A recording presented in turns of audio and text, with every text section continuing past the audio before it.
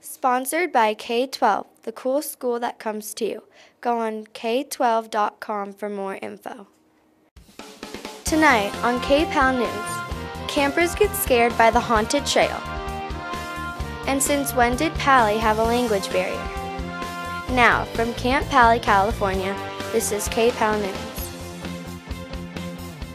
Hi, I'm Alexa, and last night we had the haunted trail as well as Crush's scary stories that were sure to spook some campers. Let's go talk to some of the campers about the terrifying trail and stories. Back up over all the windows, and nobody could get out. By the time the fire department arrived, there was nothing they could do, and 132 people burned alive. Hi, I'm Chris Lockett, and we are here in the hot zone where Crush has just told his ghost story, the wagon wheel. And we're about to do the haunted trail, but first let's interview some people. So what did you think of Crush's story? Well, I actually kind of refused to hear Crush's stories after last year. I heard basically all 4 of his stories that he tells. People have been walking up to me after they heard the story. When I was down in the chalet, they said, that story wasn't scary, it's all fake. You only heard half of the stories. You got to respect those stories and that Crush tells them after what he's been through. I suggest that you guys respect the stories and stop messing around and telling everybody it's fake, because it's about as real as it can get. I'm so scared. I can't even imagine if it's true, that story. I'm deciding right now whether I'm going to go on the trail or not, because if it's based off Crush's stories, I don't know if I can do it, but if it's just a scary trail and I'm with a bunch of people, I'll probably get through it.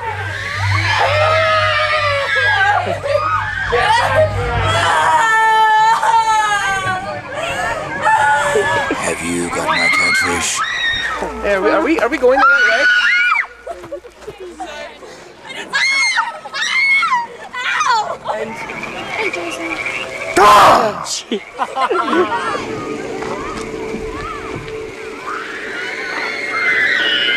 What was your favorite part? My favorite part is also the scariest part for me. It was when my friend Marissa, she turned around and there was someone with a white mask on, and she just started screaming, and then we all start running.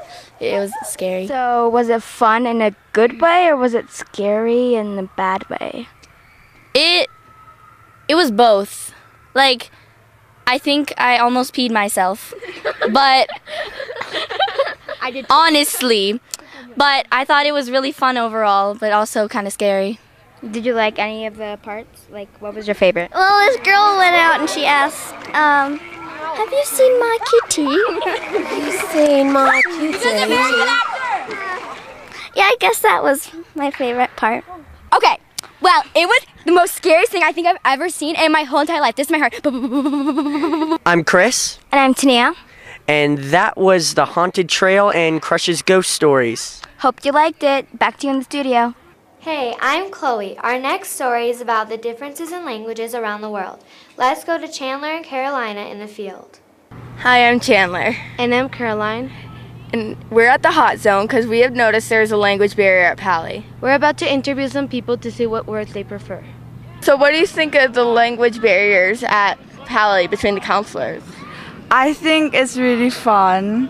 Like, I come from England and I noticed, like, in America, a lot of people say pants instead of trousers, torches, like flashlights instead of torches. Flashlight or torch? Definitely torch. Torch for me. Torch. Why? Torch because a torch leads the way. A flashlight, when you're walking with a torch, it leads the way. When you're walking with a flashlight, you don't flick it on and off flashing it. Tazo? But it can flick on and off. A torch is non-stop. It's something you use in National Treasure when you're going through the tombs. So what word do you prefer, cookies or biscuits? Cookies by far. No, it's a biscuit.